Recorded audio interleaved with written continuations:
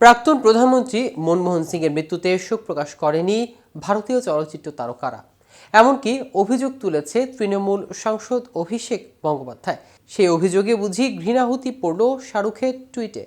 অভিষেক অভিযোগ করলেও সচিন টেন্ডুলকার, পিভি সিন্ধু, বীরেন্দ্র সহবাগ থেকে মাধুরী দীক্ষিতের মতো ব্যক্তিরা প্রাক্তন প্রধানমন্ত্রীর মৃত্যুতে শোক প্রকাশ করেছেন। তবে শাহরুখ খানের তরফে তার সমাজ মাধ্যমে একটি শব্দ দেখা যায়নি।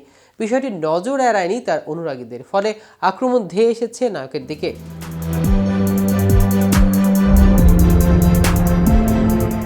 ৫৯ বছরের অভিনেতাকে নিয়ে সারা বিশ্বে উৎসাহের অন্ত নেই। পৃথিবীর নানা দেশে ছড়িয়ে রয়েছে শাহরুখের ভক্তরা, ফলে তার সমাজ মাধ্যমে নজরদারি চালানো অনেকেই। গত ২৬শে ডিসেম্বর মৃত্যু হয় মনমোহন সিংয়ের। এ বিষয়ে কোনো উচ্চবাক্য করেননি শাহরুখ। তবে ৩০ ডিসেম্বর বর্তমান প্রধানমন্ত্রী নরেন্দ্র মোদীর ওয়েব 2025 বিষয়ে মত প্রকাশ করেন বাদশাহ। এক্স হ্যান্ডেলে তিনি দাবি করেন, এর ফলে সারা বিশ্বে সৃজনশীলতার আগার হিসেবে উঠে আসবে ভারত।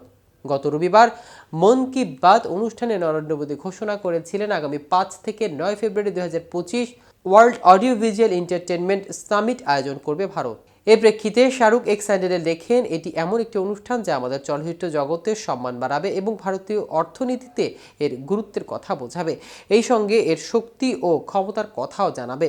সর্বোপরি এটি এমন একটি অনুষ্ঠান যা সৃজনশীলতা এবং সৃজনশীল মানুষের পৃষ্ঠপোষকতা বাড়বে। এরপরই শাহরুখের দিকে ধেয়ে আসে কটাক্ষ। অনেকে দাবি করেছেন, এমন আচরণ তারা শাহরুখের থেকে প্রত্যাশা করেনি।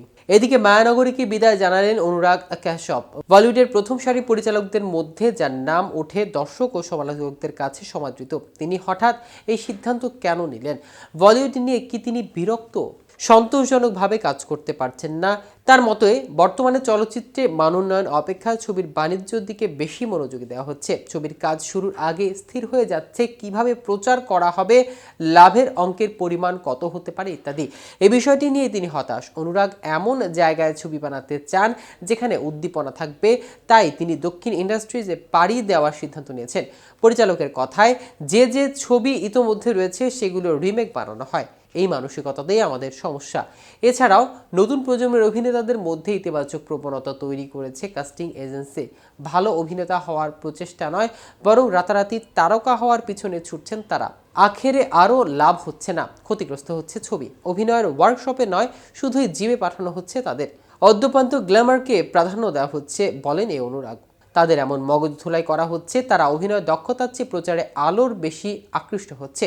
ছবি নির্মাতাদের সঙ্গে অভিনেতাদের দূরত্ব তৈরি হচ্ছে এবং এর জন্য দায়ী একমাত্র কাস্টিং এজেন্সি। নতুন প্রজন্মের অভিনেতাদের মাধ্যমে শুধুই অর্থ উপার্জন তাদের লক্ষ্য, নতুন অভিনেতা তৈরির দিকে তাদের নজর নেই। তো ভিউয়ার্স, ভিডিওটি সম্পর্কে আপনাদের কোনো মতামত থাকলে আমাদের কমেন্ট করে জানাতে পারেন। সাথে সাথে নিয়মিত showbiz related update informative video পেতে কেটিভি শোবিজের সাথে থাকুন। ধন্যবাদ সবাইকে।